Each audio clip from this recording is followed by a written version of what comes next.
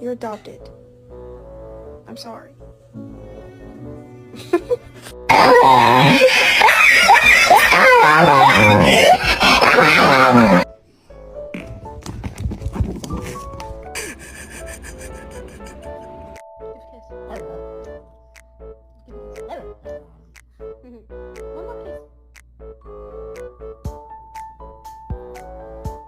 If I didn't give birth to this dog, then tell me why we're sitting exactly the same.